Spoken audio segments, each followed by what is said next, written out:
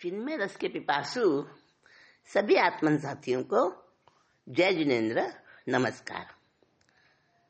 भगवान की स्तुति के क्रम में आज चरम तीर्थंकर श्री महावीर स्वामी के गुणानुवाद का हम आस्वादन करेंगे और उसको समझेंगे कि आनंद घन जी ने प्रभु महावीर के उस स्वरूप को अपनी भक्ति के रंग में रंगकर किस प्रकार से सरस और आनंददायी बना दिया है। आइए सुनते हैं।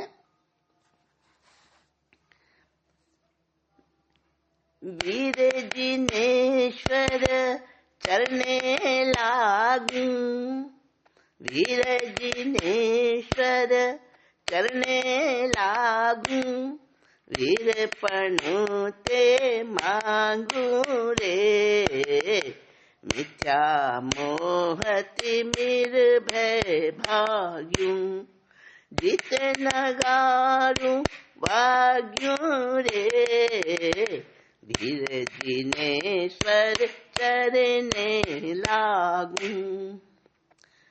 छद्मत वीरज लेशा संगे, अभिसंधिज मति अंगे रे, सूक्ष्म स्थूल क्रिया ने रंगे, सूक्ष्म स्थूल क्रिया ने रंगे, योगी थयो उमंगे रे, वीर जिनेश्वर चरणे लागू।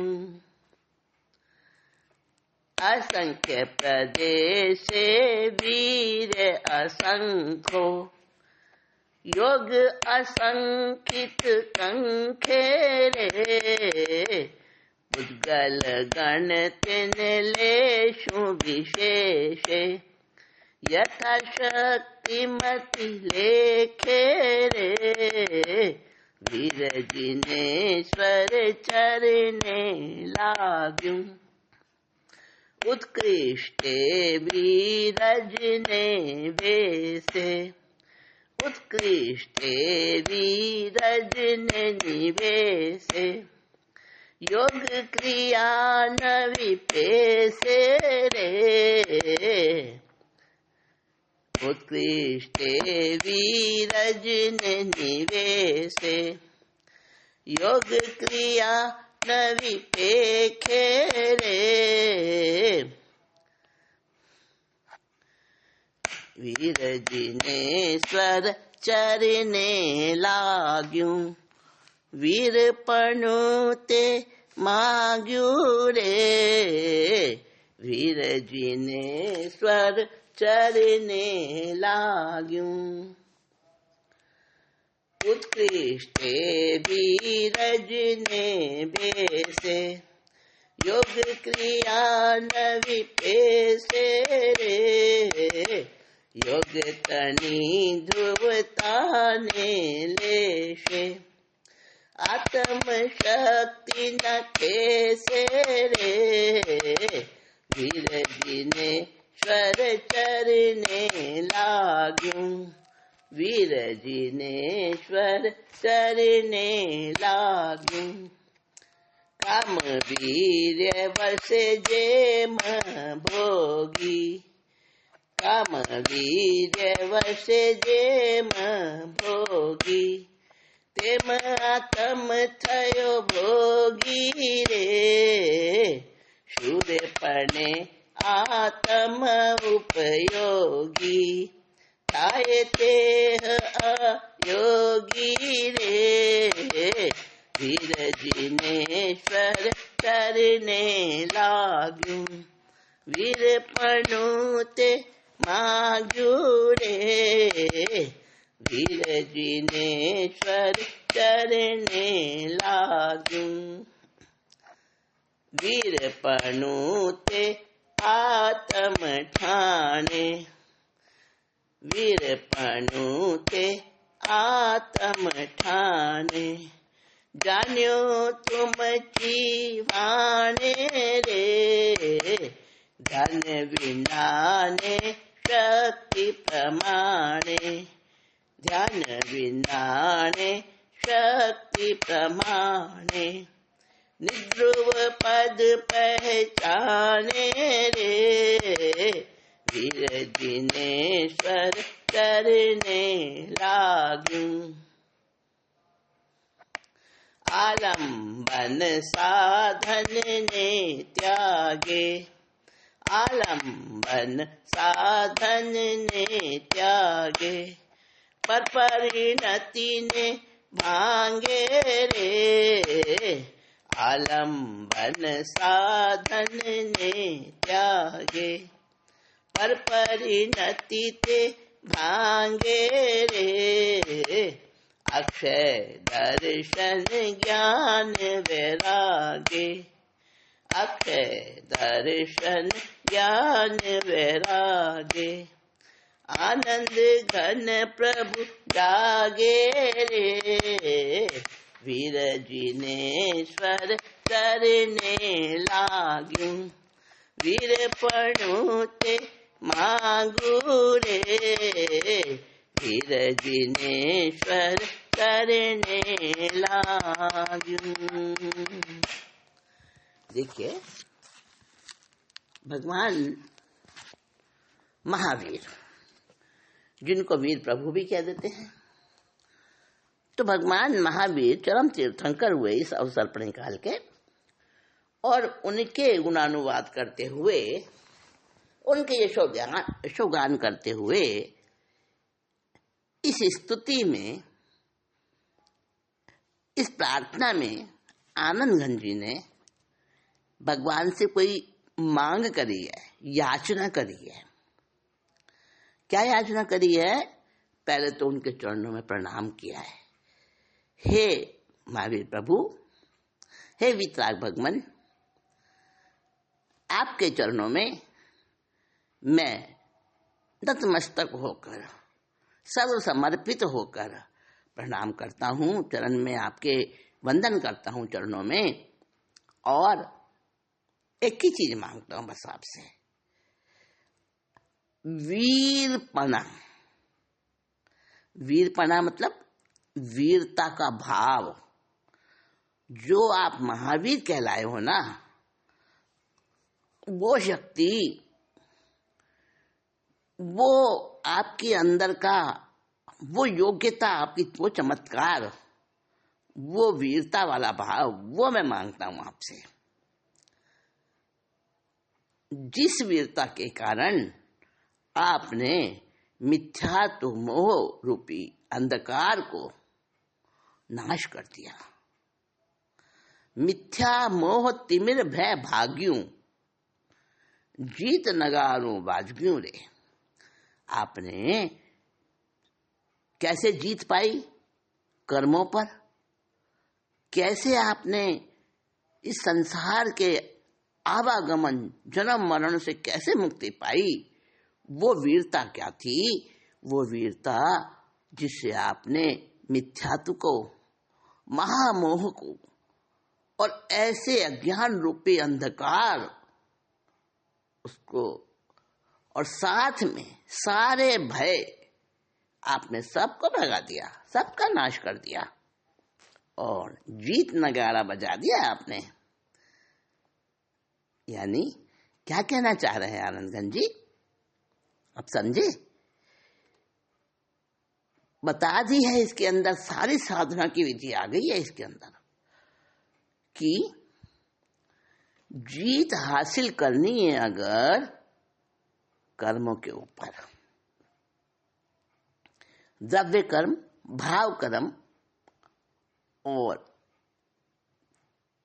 शरीर आदि 9 कर्म, अगर इन पर हमें विजय प्राप्त करनी है, सारे राग द्वेष मिटाने हैं, सब दुखों से छुटकारा पाना है, वीतरागता प्रकट करनी है अपने अंदर, तो उसकी विधि, उसका सारा प्रोसेस बड़े शॉर्ट में बता दिया है कि मिथ्यात्व को, मोह को अज्ञान के अंधेरों को, सारे भय को दूर करके वो जीत प्राप्त होती है।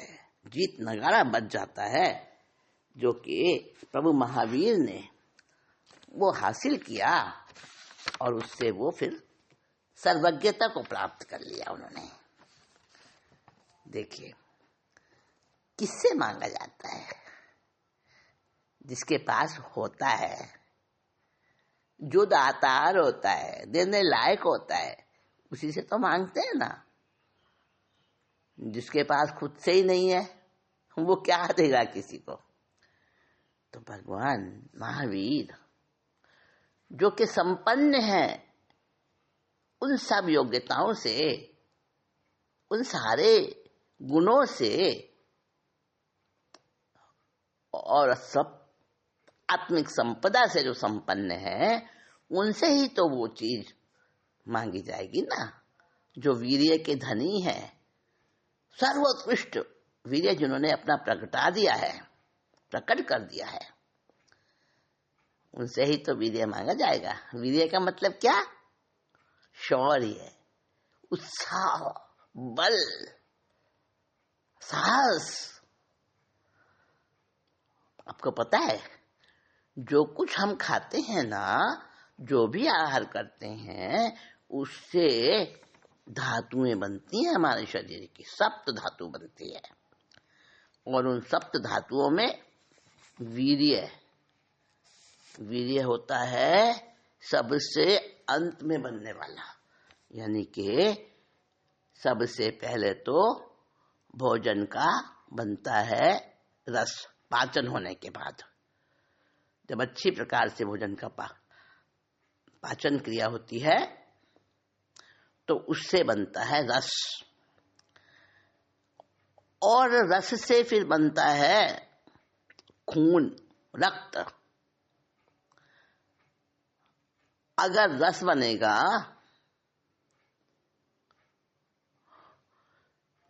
एक लीटर, तो उसमें से रक्त कितना बनेगा? रक्त कितना बनेगा उसमें से? उसका 100वां भाग, 1000वां भाग वो रक्त बनेगा। फिर उस रक्त का और 100वां 1000वां भाग वो बनेगा मांस। उसका भी बहुत भाग होके, 100वां 1000वां भाग होके फिर बनेगी चर्बी, जिसे मेदा भी कहते हैं, मेद भी कहते हैं। और फिर उसमें से और सार निकलेगा तो हड्डी बनेगी। हड्डी का भी सार और निकलेगा तो उसमें से बनेगा मज्जा। और उसका भी जब सार निकलेगा तब बनेगा वीर्य। ये 7 धातुएं औदारिक शरीर वालों के आहार द्वारा इस प्रकार से बनती हैं। कहते हैं 40 दिन तक पौष्टिक और अच्छा आहार करे, उसका पाचन हो, तो उससे क्या बनता है? उससे बनता है 40 बूंद खून। और फिर उसके अंश से, उसके अंश से, उसके अंश से एक स्टेज पार करते करते वीर्य कितना सा बन जाता है? 1 बूंद वीर्य बनता है। 40 दिन के बाद जितना आहार किया जाए उसका 1 बूंद वीर्य बनता है। आप सोचो, आप कितनी कीमती धातु है वीर्य, और उसको गंवा देते हैं, ऐसे ही खो देते हैं ना उसको। तो अब्रह्मचर्य में, कुशील में तो भगवान महावीर से वीरपना मांगा है, वीरपना मांगा है। क्यों? उन्हें महावीर ही इसलिए कहा जाता है कि उनके पास वीरता है। कैसी वीरता भाई? वीरता तो बहुतों के पास होती है। बड़े बड़े योद्धा होते हैं, लाखों लाखों को पछाड़ देते हैं वो संग्राम भूमि में। हाँ, बिल्कुल ठीक कहा। होते हैं योद्धा, बड़े बड़े सूरमा होते हैं, शूरवीर होते हैं, पर कितना भी बड़ा सूरमा हो, वो पराजित हो जाता है। किससे पराजित होता है बताए ना आपको? कंचन और कामिनी से। स्त्रियों के कटाक्ष, ये मोह, ये भय, ये राग द्वेष और मिथ्यात्व, वासना, ये हरा डालते हैं, जीत जाते हैं उससे। तो वो कैसा योद्धा, कैसा सूरमा, कैसा महावीर। लेकिन महावीर वही कहलाता है जो इन सब के ऊपर जीत का झंडा फहरा देता है। तो इसीलिए उन महावीर से वीरता ही तो मांगना चाहिए ना। वही मांगी है आनंद घन जी ने।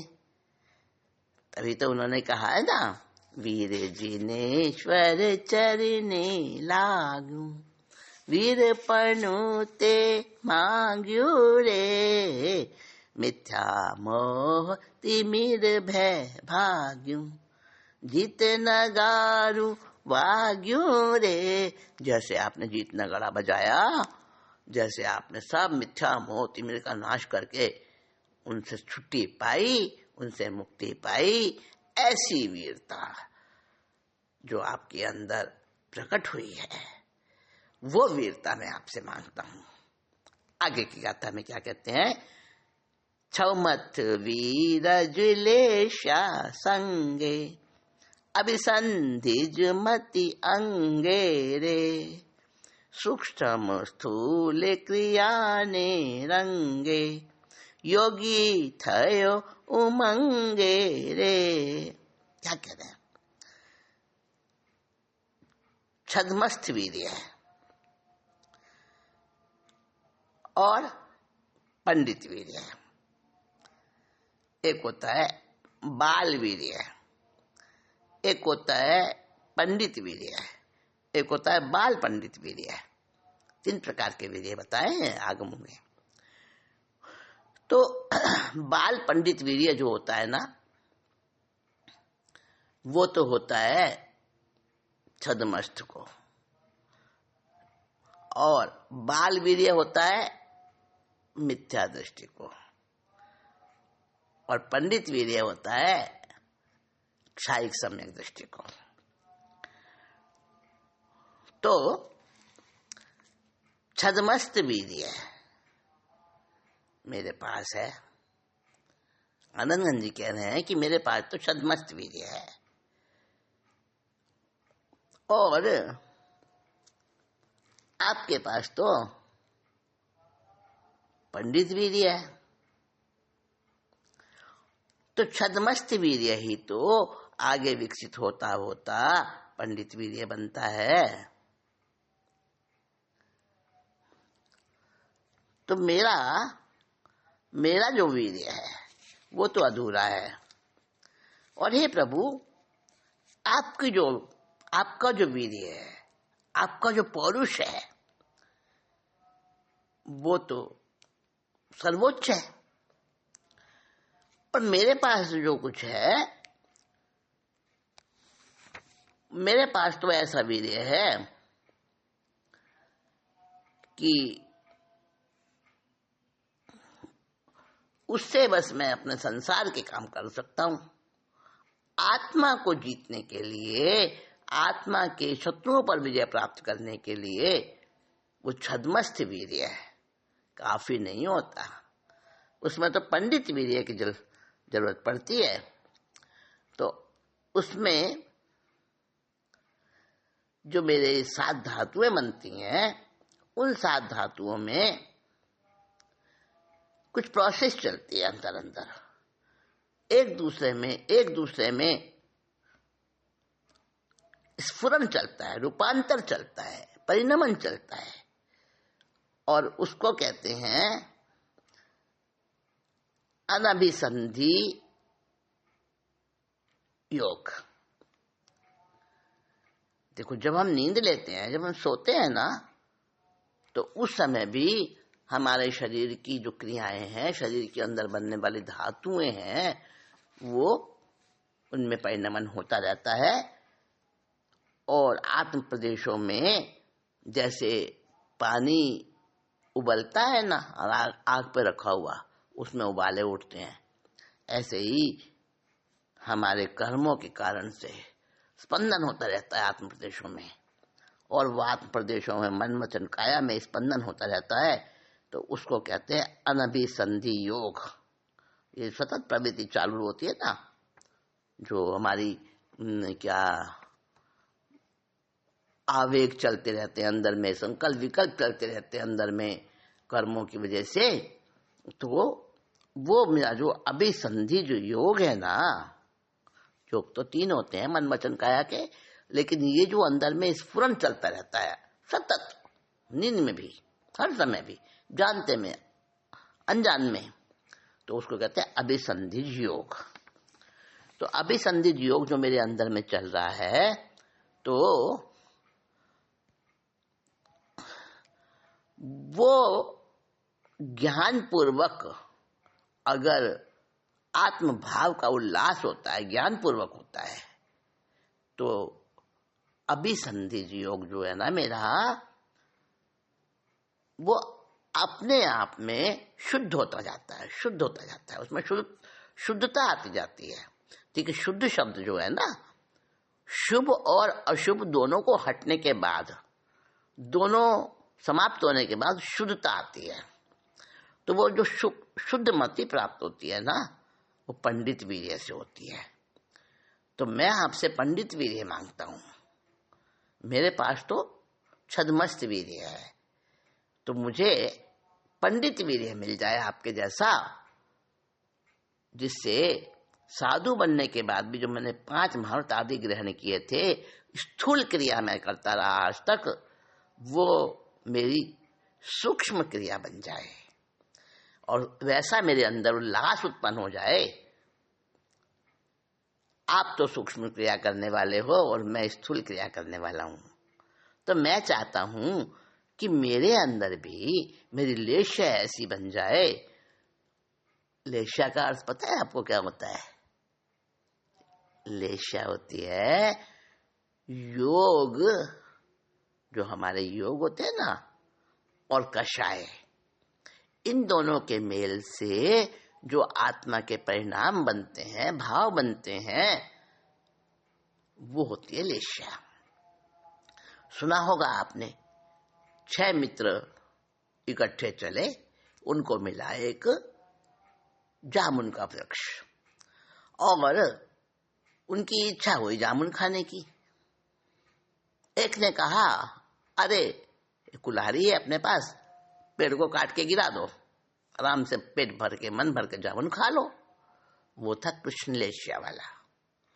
दूसरे ने कहा, अरे पेड़ को क्यों काटना, ये इसकी डालियां है ना मोटी मोटी, इन पे भी जामुन लटक रहे हैं, तो हम मोटी मोटी डालियों को काट डाले हैं।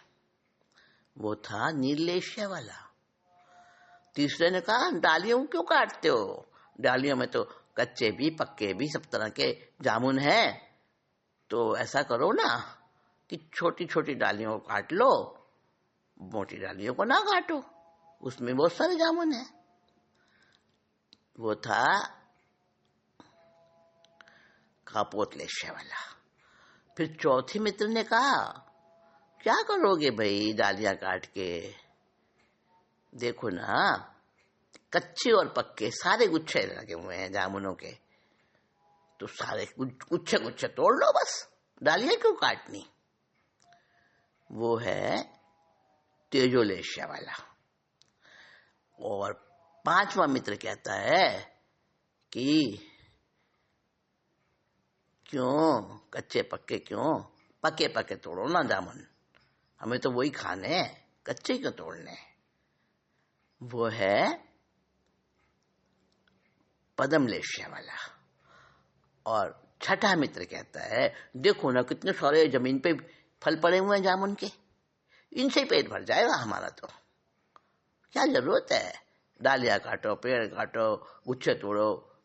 देखो ना जामुन सारे पड़े हैं, हम तो यही खा लेते हैं, इनसे पेट भर जाएगा। वो था शुक्ल लेश्या वाला। तो लेश्या है योग और कषाय से अनुरंजित जो परिणाम होते हैं उनको लेश्या कहते हैं।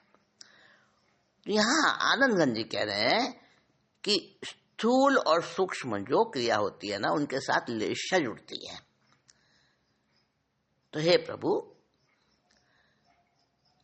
आपने तो स्थूल क्रिया से सूक्ष्म क्रिया को पकड़ लिया और आपकी लेश्या भी शुक्ल हो गई, परम शुक्ल हो गई आपकी लेश्या। और जिस कृष्ण आदि लेश्याओं से कर्म का ग्रहण होता है वो लेश्या तो आपकी रही नहीं। आपने तो ऐसी लेश्या प्राप्त कर ली जिससे कि कर्म का नाश हो गया। तो प्रभु मुझे भी ऐसी लेश्या मिल जाए, मुझे भी ऐसा पंडित वीर्य मिल जाए, मैं यही चाहता हूँ, और मेरे अंदर वो उमंग भर जाए इस प्रकार की। आगे गाथा में कहते हैं, असंख्य प्रदेशे वीर्य असंख्यो, योग असंख्यित कंखे रे, पुद्गल गण तेने लेशु विशेषे, यथा शक्ति मति लेखे रे। क्या कहते हैं, आत्मा के असंख्य प्रदेश है। भगवान आपकी भी आत्मा के असंख्य प्रदेश है, मेरे भी आत्मा के असंख्य प्रदेश है, सबके एक समान होते हैं। तो असंख्य प्रदेश जो आत्मा के हैं, प्रत्येक प्रदेश में शायोपशमिक अंश होते हैं। किसके? आत्मवीर्य के। आत्मवीर्य के अविभाग प्रतिच्छेद होते हैं। अविभाग प्रतिच्छेद रसाणु, यानी छोटे से छोटा अंश वीर्य का। यहाँ वीर्य की बात चल रही है ना, तो वीर्य का उसी शक्ति वाला, एक जैसी शक्ति वाला छोटे से छोटा क्वांटिटी अंश जो है ना, वो कहते हैं अविभाग प्रतिच्छेद उसको। तो प्रत्येक प्रदेश में आत्मा के असंख्यात प्रदेश हैं, उनमें से प्रत्येक प्रदेश में शायोपशमिक असंख्य असंख्य आत्मवीर्य के रसाणु होते हैं, अविभाग प्रतिच्छेद होते हैं, और उनको लेकर के आत्मा उनके समूह रूप असंख्य मन वचन काया के योगों यानी योग स्थानों में रमण करता है, समर्थ बनता है, और उनसे उन पुद्गलों के समूह की वजह से, उनकी मदद से लेश्या अनेक प्रकार की होती रहती है। और जब वो लेश्या शुक्ल लेश्या में बदल जाती है, परम शुक्ल लेश्या में बदल जाती है, तो उसके परिणाम बल से ऐसी बुद्धि प्राप्त हो जाती है,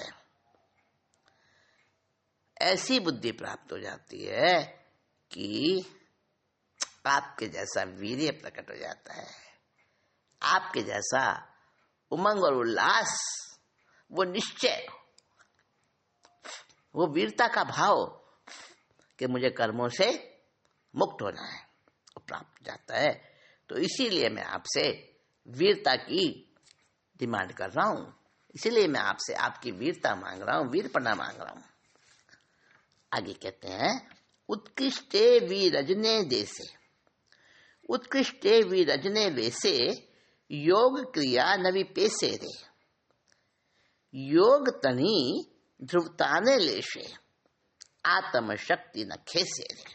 क्या कह रहे हैं, उत्कृष्ट जो वीर्य होता है, सर्वोच्च वीर्य, सर्वोच्च आत्मशक्ति जो होती है, उसके प्रभाव से, उसके प्रभाव से, उसके आधार से, है ना। उत्कृष्टे वीरजने वैसे, वैसे माने प्रभाव, उसके वजह से, उसके आधार से, अथवा ऐसे आत्मवीर्य के उत्कृष्ट विकास होने पर मन वचन काया के योगों को, मन वचन काया के योगों की जितनी जितनी भी क्रिया होती है ना, उसके जितने जितने पुद्गल होते हैं मन वचन काया के, वो समय समय पर ग्रहण किए जाते हैं, और उनमें क्या होता है, योगों की चंचलता, शुभाशुभ अव्यवसाय जो वो आत्मा में नहीं जाते, इतनी शक्ति हो जाती है। कैसे? इसको कैसे समझे? देखिए, जब हमें किसी भी कार्य को करते करते हम उसके अभ्यासी बन जाते हैं। शुरू शुरू में तो हमें भारी लगता है कोई भी कार्य। मान लीजिए हमने ड्राइविंग सीखनी है, आती नहीं है ड्राइविंग। अब जब हम ड्राइविंग सीखते हैं शुरू शुरू में, तो कितना उसके अंदर ही पूरा का पूरा उपयोग लगा रहता है। बस बोलो मत, कोई किधर भी ध्यान नहीं हटे, एक चित्त एकाग्रता उसमें लगी रहती है, और धीरे धीरे उसमें निपुण हो जाते हैं। आगे बढ़ जाती है हमारी वृत्तियां, और हमारी जो है ना, वो क्या कहते हैं, अभ्यास हो जाता है उसका। Practice makes a man perfect, सुना होगा है। तो जब वो प्रैक्टिस बढ़ जाती है, फिर क्या होता है, ड्राइविंग कर रहे हैं, बातें कर रहे हैं, गाना सुन रहे हैं, मस्तियां कर रहे हैं, जोक सुना रहे हैं, सुन रहे हैं, हाथ भी हटा लेते हैं स्टीयरिंग से। देखो ना, तो जब अंदर में वो वीर्य शक्ति उत्कृष्ट वाली प्रकट होती है ना, तो आत्मवीर्य ही तो मांग रहे हैं ना, उसकी वजह बता रहे हैं आत्मवीर्य क्यों मांगा जा रहा है। तो जब इतना उत्कृष्ट वीर्य, वो शक्ति प्राप्त होती है, तो जो अंदर में चंचलता आती है ना योगों के अंदर, मन वचन काया के योगों के अंदर, वो चंचलता धीरे धीरे हल्की पड़ जाती है, मंद पड़ जाती है, वो बाहर ही बाहर रह जाती है, आत्मा में नहीं जाने पाती, अंदर में नहीं जाने पाती, और फिर बाहर से भी हट जाती है। धीरे धीरे वो स्थिति आ जाती है, तो बस ऐसी स्थिरता आ जाती है, योगों की निश्चलता आ जाती है। और उस योगों की निश्चलता आने पर क्या होता है, समझ गए ना? तो प्रभु महावीर, आपने भी तो इसी प्रकार से स्टेप बाय स्टेप उस वीरता को प्राप्त किया है ना। ऐसी ही वीरता मुझे दे दीजिए। मैं आपसे याचना कर रहा हूं कि ऐसी वीरता मुझे दीजिए जो लेशा के पुद्गल सारे नष्ट हो जाएं, और मेरी आत्मशक्ति जरा भी डिगे नहीं, और मेरे अंदर ऐसी स्थिरता आ जाए कि चाहे कितने भी तूफान मुझे डिगा नहीं सके। अगली गाथा में क्या कह रहे हैं, काम वीर्य वश जेम भोगी, तेम आत्म थयो भोगी रे, शूर पड़े आत्म उपयोगी, थाए तेह अयोगी रे। इंद्रिय विषयों में कोई आसक्त हो जाए, जिस समय वो ज्वार आता है काम का, वासना का, तब क्या होता है, काम वीर्य वश जेम भोगी। उस समय काम वीर्य जागृत हो जाता है, उसमें इतना भयंकर जो है ना, ऊंचा नीचा होता है, उसमें स्पंदन बड़ी तेजी से होता है काम वीर्य में, जिस समय वासना आती है अंदर में, तो वो भोगी बन जाता है। तो भोग में क्या करता है, सब कुछ कर लेता है, करणीय सब कर डालता है। उसी तरह से आत्म थयो भोगी रे, वो जो वीर्य होता है, जो स्पर्श इंद्रिय का सुख थोड़ा सा प्रदान करता है, और एक होता है आत्मा का वीर्य। जो आत्मा का वीर्य जब वीरता की तीव्रता में आता है ना, तब आत्मा की अनंत शक्तियां उपयोग में जुट जाती हैं, और पूरे आत्मबल के साथ अपने शुद्ध स्वभाव का भोगी बन जाता है। फिर वो देखिए, शारीरिक वीर्य जब प्रकट होता है, उसमें जब स्पंदन आता है, तब तो काम वासना जगती है, और फिर वो काम का भोगी बन जाता है, रूप का भोगी बन जाता है। और जब आत्मवीर्य में स्पंदन होता है, आत्मवीर्य जब उछलता है, तो फिर तो वो अपनी चैतन्य रस का भोगी बन जाता है, उसी में रमण करता है, पूरे आत्मबल के साथ अपने शुद्ध स्वरूप का, शुद्ध स्वभाव का भोगी बनता है। तो वही आत्मा मन वचन काया के योगों से रहित हो जाता है, अयोगी बन जाता है, और फिर तो उसमें ऐसी शक्ति आ जाती है कि उसके सामने न कर्म कुछ कर पाते हैं, न लेशा कुछ कर पाती है। आत्मा के सारे शत्रु दूर खड़े परास्त हो जाते हैं।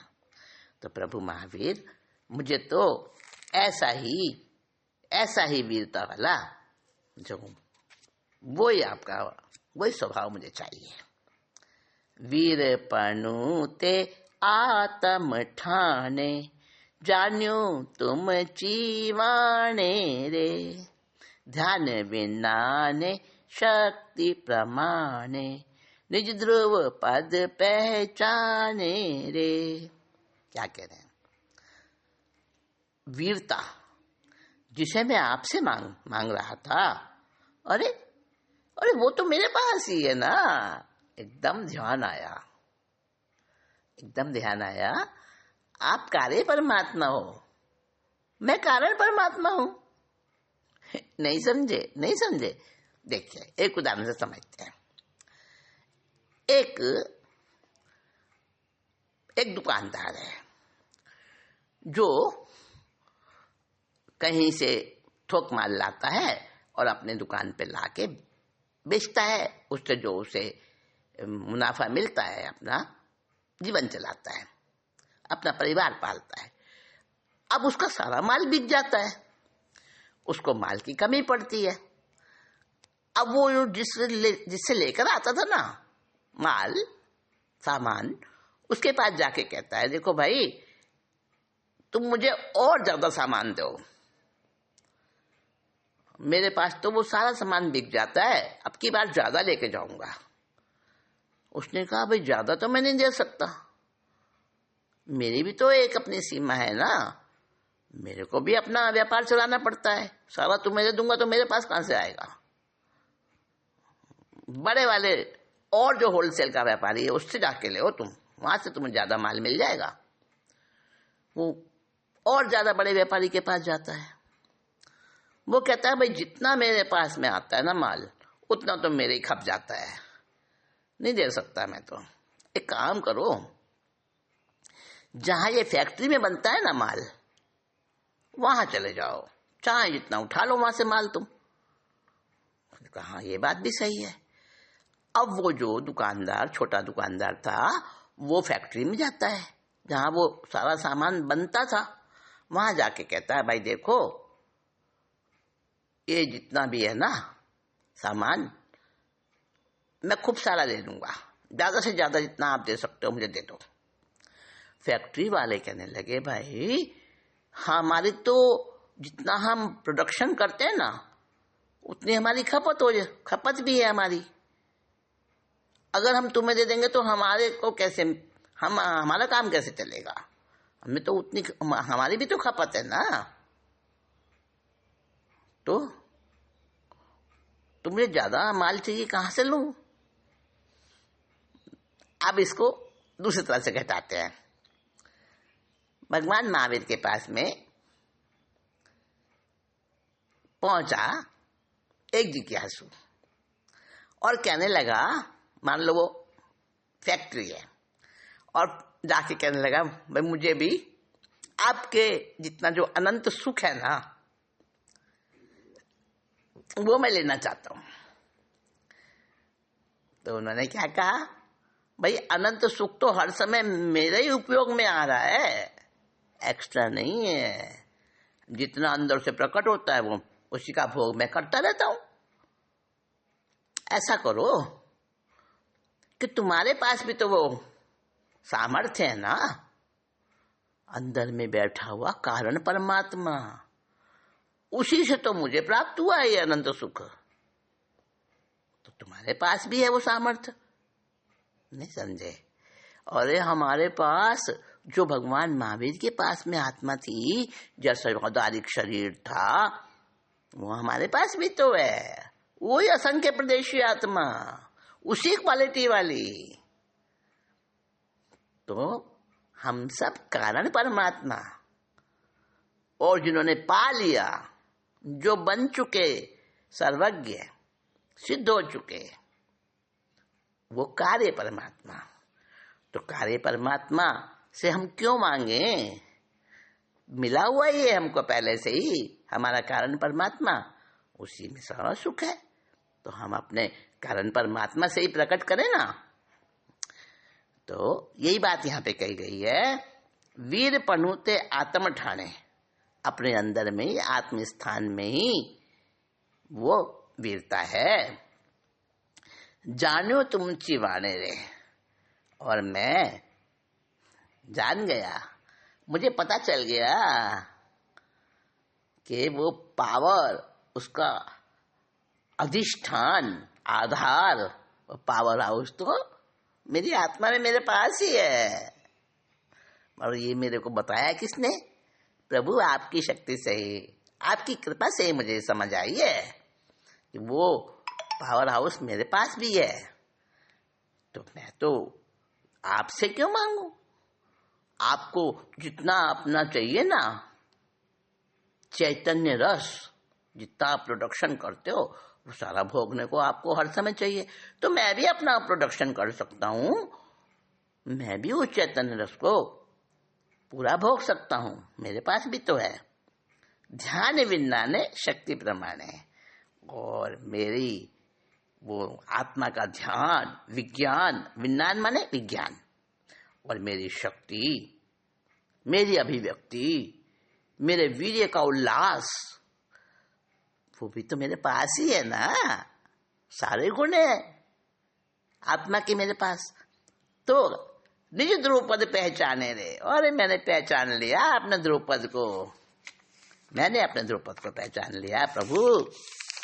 अब बस मुझे कोई चिंता नहीं है। अब अंतिम गाथा में क्या कह रहे हैं? आलम्बन साधन जे त्यागे, पर परिणति ते, पर परिणति ने भागे रे। जो अपने पास आधार है, आलम्बन है, साधन है, अपने पास में रहा हुआ, उसको तो त्याग देते हैं, और पर परिणति उसकी तरफ भागते हैं। ये हमारी सबसे बड़ी गलती है। आनंदगंज जी समझा रहे हैं कि हमारे पास रहा हुआ आधार आत्मा का, वो सबसे बड़ा आधार है, सबसे बड़ा साधन है सर्वज्ञता प्राप्त करने का। तो हम क्या करते हैं? उसको तो भूल जाते हैं, और बाहर की ओर दूसरी पर, मेरी आत्मा से जितने भी हैं सारे के सारे सब पर हैं, चाहे वो पुद्गल हो, चाहे वो कोई भी चेतन जीव हो, सब अलग है मेरी आत्मा से, सब भिन्न है। तो वो पर जो है उनमें मैं उलझ जाता हूँ, और जो मुझे साधन प्राप्त हो रखा है उसको मैं भूल जाता हूँ। तो ये मेरी मूर्खता है, ये मेरी मूर्खता है कि मैं उनमें लग जाता हूँ। अक्षय दर्शन ज्ञान वैरागे, अगर मैं अपने अक्षय ज्ञान, दर्शन और चारित्र को मैं पहचान लूँ, अपने अंदर रहे हुए उन आत्मगुणों को अगर मैं साध लूँ, उनकी शक्ति में मैं जुड़ जाऊं, अपने को जोड़ लूं, तो सचमुच आनंद घन का परमात्मा मेरा प्रभु वो जाग जाए। और अब भगवान महावीर आपसे मांगते मांगते अब मुझे समझ आ गई कि वो मेरे पास ही है। समझे? देखो, कपिल केवली का आपको याद दिलाती हूं मैं। कपिल केवली गया था राजा से 2 माशे सोना मांगने, और 2 माशे सोना मांगने के लिए सबसे पहले जो राजा को आशीर्वाद देता था ना, सबसे पहले उसी को वो 2 माशे सोना मिलता था। अब वो रात को ही अंधेरे में ही चल दिया कि मैं सबसे पहले पहुंच जाऊं और 2 माशा सोना मुझे ही मिले आज, ऐसा सोचकर वो चला गया। रात में उठ के पहरेदारों ने पकड़ लिया, अरे अंधेरे में कहाँ जाता है, चोर है क्या तू? और उसको बंद कर दिया जेल में। अब वो सवेरे राजा के सामने उसको उपस्थित किया, 2 माशे सोना तो कोई और ही ले गया। जब उसको राजा के सामने उपस्थित किया तो राजा ने उसको पूछा, चोर है तू? नहीं जी, मैं चोर नहीं हूं, मैं तो ब्रह्मचारी हूं, पढ़ाई करने वाला स्टूडेंट हूं, गुरुजी के पास पढ़ता हूं। तो फिर रात में क्यों निकला? सच सच बता। राजा ने कड़क के पूछा। उसने कहा, देखो जी, और कोई बात नहीं है, मैंने तो सोचा सबसे पहले पहुंच जाऊंगा, सोना मुझे ही मिलेगा, 2 मासे सोना एक ही व्यक्ति को देते हो आप सुबह सुबह, जो पहली बार आपको दर्शन देता है, आशीर्वाद देता है। तो इस व्यग्रता में, इस व्याकुलता में मैं जल्दी उठ के चल दिया अंधेरे में ही, और आपके नगर रक्षकों ने मुझे चोर समझकर पकड़ लिया। तो उसकी सत्यवादिता को सुनकर राजा बड़ा प्रभावित हुआ और कहा, अच्छा तुमने सत्य बोला है, चलो 2 मासे सोना तो आज का कोई और ले गया। मैं तुमसे बड़ा खुश हूं तुम्हारी सच्चाई से, और अब तुम जो मांगोगे वो मैं तुम्हें दूंगा, बताओ क्या मांगते हो। अब उसने सोचा, क्या मांग लूं, राजा तो सब कुछ दे सकता है। उसने कहा, जी मैं थोड़ा सोच लूं, सोच के बताता हूं आपको। राजा ने कहा, सोच लो और मुझे बता दो, जो तुम मांगोगे वही तुम्हें दूंगा मैं। अब राजा तो चला गया और वो कपिल जो है वो सोच में पड़ गया, कितना मांग लूं, 1000 मोहरें मांग लूं, अरे 1000 मोहर भी तो खत्म हो जाएंगी, 1,00,000 मोहरें मांग लूं, नहीं वो भी तो आखिर खत्म हो जाएंगी ना कभी, फिर क्या करूंगा। अच्छा तो ऐसा है, आधा राज मांग लूं राजा से। आधा राज मांग लूंगा, उसकी भी तो एक सीमा है, फिर क्या करूंगा, फिर कंगाल हो जाऊंगा। तो पूरा राज मांग लेता हूं राजा का। मन में विकल्प चलते रहे, संकल्प विकल्प आते रहे, और पूरा राज मांगने की वो उसी धुन में लग गया। तुरंत विचारों ने यू टर्न लिया, तुरंत पलटा खाया और सोचने लगा, देखो मैं कितना नीच हूं, राजा ने मुझे पूरा अवसर दिया, जो चाहूं मांग लूं, और मैं कितना निकृष्ट हो गया हूं, कितना लालची हो गया हूं मैं, कि किसी ने उंगली पकड़ाई और उसका पूरा हाथ ही खाने को तैयार हो गया मैं। अब उसको विचारों पर, अपने विचारों पर उसको खुद को ही बुरा लगने लगा, और उसने सोचा, नहीं मैं ऐसा नहीं करूंगा, राजा की उदारता का मैं नाजायज फायदा नहीं उठा सकता, और मैं कितना खराब इंसान हूं, कितना लालच भरा है मेरे अंदर, और जो आत्मालोचना चली है वो तो वहीं बैठे बैठे केवल ज्ञान को प्राप्त हुए। जब राजा वापस आया, तो आया ही नहीं भाई मांगने के लिए, क्या बात है इतनी देर लगा दी, वो तो केवल ही हो चुके थे, देव धुंध भी बच रही थी, अब कुछ नहीं चाहिए, सब मिल गया, मेरे ही पास में है। जब अपने आप पहचान कर लेता है ना कोई भी साधक, कोई भी जीव, स्वयं की शक्ति, और अपने पास बहुत बड़ी शक्ति है, सोच मुझ में है। प्रभु कहते हैं, तेरा नाथ तुझी में, तेरे पास ही वो सब कुछ है, जरा अपने को देख तो सही, पहचान तो सही तू। तो वही बात यहाँ पे कही है आनंद घन महाराज ने, कि जिस समय मेरे अंदर में विचार आया कि जैसी आत्मा शक्तियां, जैसा सब कुछ उनके पास में साधन और आलंबन है, आधार है, वो मेरे पास भी तो है, और ये मुझे कहाँ से मिली, ये धारणा, ये संभावना की जो समझ आई, वो कहाँ से आई, प्रभु तुम्हारी कृपा से आई। और अब तो मुझे पता चल गया कि अक्षय दर्शन ज्ञान वैरागे आनंद घन प्रभु जागे रे।